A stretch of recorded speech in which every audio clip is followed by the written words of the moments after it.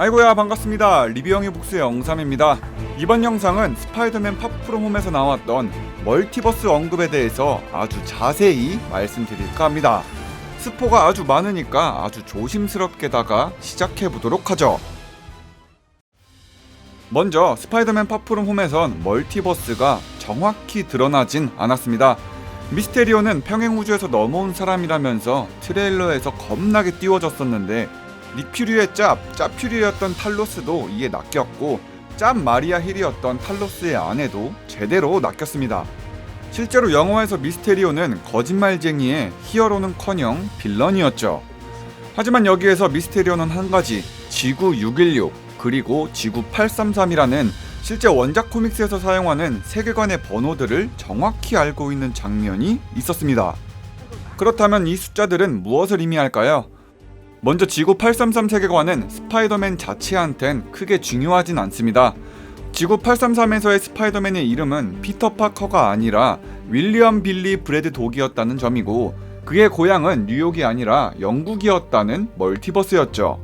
이 세계관에선 스파이더맨의 멀티버스인 일명 스파이더버스가 등장하는 것이 아주 특이한데요.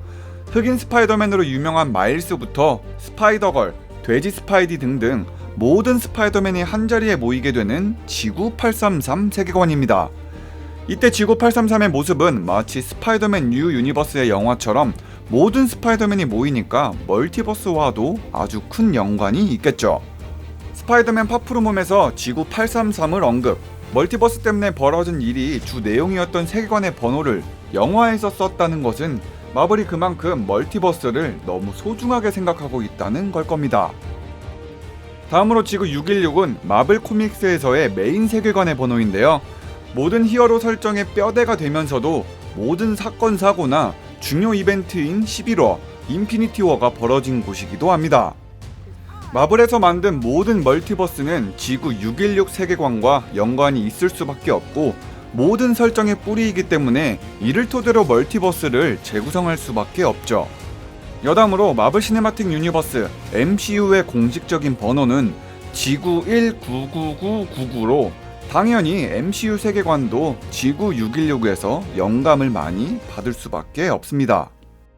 원래 멀티 유니버스는 마블 코믹스에서만 존재하는 개념이었지 마블 시네마틱 유니버스에선 존재하지 않았었는데요.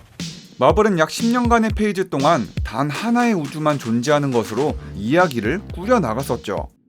나중에 토르 다크월드 때부터 멀티버스에 대한 이론이 생겼고 인피니티 사가에선 타노스의 핑거스냅으로 전 세계의 인구의 절반이 사라지고 다시 또 살려냈던 엔드게임에 와서야 멀티버스라는 개념이 제대로 등장했습니다.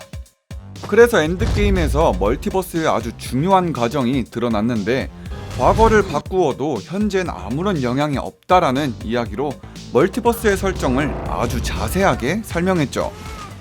멀티버스의 등장으로 마블은 엄청나게 다채롭고 신기한 이야기를 만들어낼 수 있습니다. 지금 제가 떠오르는 것만 하더라도 엔드게임 때 로키가 테서렉트를 가지고 사라져서 생긴 멀티버스로 드라마가 한 편 나올 예정이고 또 왓이프 시리즈도 멀티버스가 있기 때문에 나올 수 있는 시리즈죠. 실제로 마블의 수장 케빈 파이기는 MCU의 첫 애니메이션 시리즈 왓이프를 발표했는데요. 왓이프 애니의 주요 스토리는 마블의 역사의 중요한 순간에 무언가가 달라졌으면 어땠을까? 라는 의문으로 시작합니다. 이미 공개된 첫 에피소드부터가 상당히 파격적인데 캡틴 아메리카의 여자친구 패기 카터가 슈퍼솔저 혈청을 대신 맡게 되는 스토리.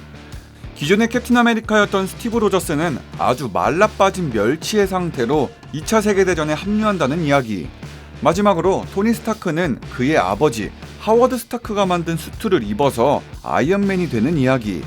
이런 식으로 역사적으로 아주 중요한 순간을 뒤집어서 새로운 이야기를 할 수 있는 거죠. 이에 대한 단점으로는 주구장창 이런 얘기만 나온다면 헷갈릴 수는 있겠다라는 정도지만 완전히 새로운 스토리라인을 써내려갈 수 있다는 것은 엄청난 장점입니다. 아무튼 미스테리오가 거짓말쟁이라고 해서 미스테리오가 한 멀티버스 이야기들은 죄다, 무의미하다는 건 아닙니다. 관객들은 실제로 에인션트 1의 대화로 멀티버스가 있다는 것은 알고 있습니다만 실제로 본 적은 없잖아요. 마블은 미스테리오를 이용해서 멀티버스가 존재한다는 것을 계속 보여주고 있습니다. 이렇게 꾸준히 멀티버스를 노출하면 앞으로 마블 작품이 멀티버스로 나온다고 하더라도 관객들이 더 잘 이해하게 될 거고, 아주 영리하게도 마블은 멀티버스가 설정 파괴라고 여겨지지 않게끔 흘리고 있다는 거죠. 지금의 디즈니는 폭스, 워너브라더스 인수 후에 수많은 프랜차이즈를 어떻게 통합할 것인가에 관해서 고민하고 있을 겁니다. 엑스맨, 판타스틱 4, 데드풀을 MCU에 합류시키려면 당연히 멀티버스를 이용해서 통합하는 것이 가장 쉽겠죠. 일례로 이번 쿠키 영상에서 조나 제임슨 편집장이 나왔습니다. 소니의 스파이더맨 세계관에서만 존재했던 제임슨도 지금은 MCU에도 출연한 것을 보면 멀티버스는 새로운 이야기, 새로운 인물, 새로운 사건을 마음대로 만들어낼 수 있는 샘물인 듯 보입니다. 이번 영상은 여기까지입니다. 영상 재밌게 보셨다면 좋아요, 구독하기, 알람 설정까지 누르는 거 진짜로 잊지 마시고요.